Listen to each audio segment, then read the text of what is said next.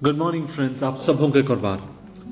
हमारे उद्धारकर्ता मुक्तिदाता प्रभु यीशु मसीह के सामर्थ्य नाम में जय मसीह की। आज के मनन का भाग हमने लिया है जो हमें मिलता है पहला तीमुथियुस की किताब अध्याय 4 उसकी 7 और 8 है। तो लिखा है, पर अशुद्ध और बुढ़ियों की किसी कहानी से अलग रह और भक्ति की साधना कर, क्योंकि देह की साधना से कम लाभ होता है, पर भक्ति सब बातों के लिए लाभदायक है, क्योंकि इस समय के और आने वाले जीवन की भी प्रतिज्ञा इसी के लिए।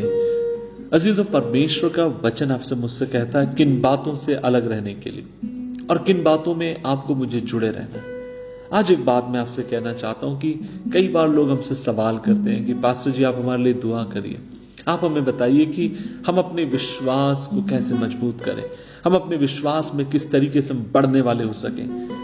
और अजीजों, मैं एक बात आपसे कहना चाहता हूं कि विश्वास में बढ़ना, परमेश्वर में मजबूत होना, ये एक दिन की बात नहीं है, ये प्रतिदिन होने वाली एक प्रक्रिया है। कई बार हमें यह लगता है कि एक परमेश्वर का दास या बड़े जो विशेष लोग अगर हम पर हाथ रख देंगे कि स्वर्ग का प्रभु हमें इस्तेमाल करेगा। और कई बार ये सच भी है कि अच्छी बात है कि आप उनसे प्रार्थना कराते हैं, लेकिन याद रखिए आप में से हर एक व्यक्ति को एक यात्रा में होकर जाना होगा। और वह यात्रा क्या है? वह यात्रा है आपकी विश्वास की यात्रा। वह यात्रा है जिसमें आप नाना प्रकार की बातों से होकर जाते हैं और परमेश्वर दिन प्रतिदिन आपको बदलता चला जाता है। आज इस सुबह के समय 4 जो महत्वपूर्ण बातें जो मैंने अपने जीवन में देखी और जिन्हें मैं करता हूं, मैं आपके साथ बांटना चाहता हूं, जिनके द्वारा आप अपने विश्वास को मजबूत बना सकते हैं और आप प्रभु में दृढ़ हो सकते हैं। पहली बात, प्रतिदिन आपको मुझे परमेश्वर के वचन को पढ़ने की आवश्यकता है। अजीजों, मैं आपसे कहना चाहता हूं कि आप मात्र रविवारी एक मसीह व्यक्ति ना रहे, मात्र इतवार के दिन अपनी बाइबल को झटक कर क्योंकि आपको चर्च ले जाना है इसलिए ना ढूंढे। लेकिन मैं आपसे कहना चाहता हूं परमेश्वर के वचन को पढ़ना यह आपके जीवन का एक भाग हो जाए। परमेश्वर के वचन को मनन करना यह आपके जीवन का एक साधारणतया हिस्सा होने पाए।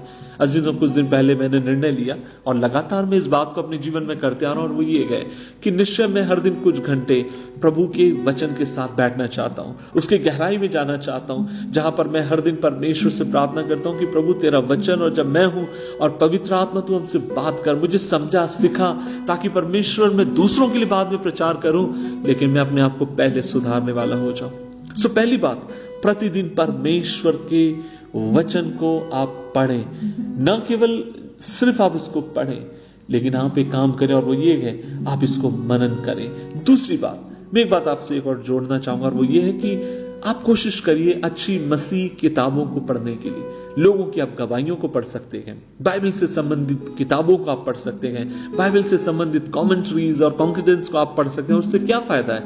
उससे यह फायदा है कई बार हमें कुछ चीजें समझ में नहीं आती हैं, लेकिन जब आप इस तरीके की किताबों का जब अध्ययन करते हैं, वे किताबें आपको कई बार नए नए प्रकाशनों को देती हैं। और न केवल आप इन बातों को पढ़ें, वरन आप लोगों की गवाहियों को पढ़ें। और वह जब गवाहियों को आप पढ़ेंगे, दिन प्रतिदिन परमेश्वर आपके विश्वास को बनाता चला जाएगा।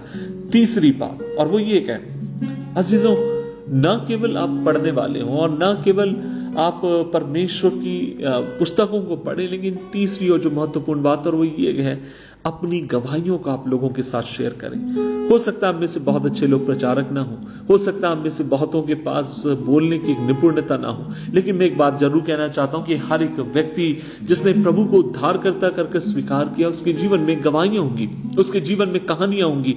और परमेश्वर चाहता है कि आप उन गवाहियों को लोगों के साथ आप बांटें, आप उन कहानियों को लोगों के साथ आप बांटें, और आपकी गवाहियां, आपकी कहानी लोगों के दिलों को छेदने वाली हो जाएंगी और आप एक बड़े परिवर्तन को अपनी गवाही के द्वारा आते हुए लोगों के जीवन में देखने पाओगे। परमेश्वर ने मुझे मौका दिया हजारों की भीड़ में प्रचार करने का, और आज भी परमेश्वर का धन्यवाद हो कि वो मुझे मौका देता है। लेकिन एक चीज जो मैंने देखी और वो ये है, परमेश्वर के वचन के बाद सबसे ज्यादा अगर प्रभाव किसी चीज का लोगों के जीवन के ऊपर पड़ता है गहराई तौर से, और वह है गवाहियां। सचीजों, मैं ये नहीं कहना चाहूंगा अपनी गवाहियों को बढ़ाएं और आप उन्हें झूठ बोले, नहीं, लेकिन जो बात हुई है परमेश्वर की उपस्थिति में ईमानदारी के साथ अपनी गवाहियों का आप लोगों के साथ बांटें। आखिरी बात, हमेशा झुंड में बने रहे, हमेशा फेलोशिप में रहे। देखिए, आप प्रभु की उपस्थिति में बाइबल पढ़ते हैं, प्रार्थना करते हैं, आपको एकांत में रहने की जरूरत है, आप कोशिश करिए। लेकिन साथ ही साथ न केवल प्रभु हमें एकांत में रहने बुलाता है, वरन परमेश्वर चाहता है कि हम संगति करें।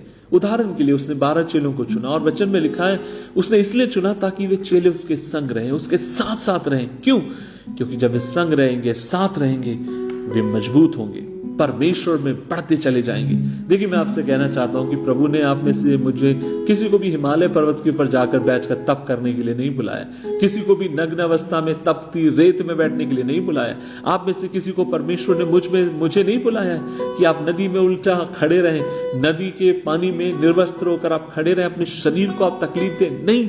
लेकिन परमेश्वर ने आपको मुझे इसलिए बुलाया गया क्योंकि मसीह जीवन संगति का जीवन है। हम एक दूसरे के साथ जीते गए, हम एक दूसरे के साथ बढ़ते गए, एक दूसरे के साथ जब अपनी गवाहियों को हम बांटते गए, परमेश्वर की उपस्थिति में जब एक दूसरे के साथ अपने सुख दर्द को हम बांटते गए, परमेश्वर उस संगति के द्वारा आपके मेरे जीवन को बना रहा होता है, बढ़ा रहा होता है और आपको मुझे निखार रहा होता है।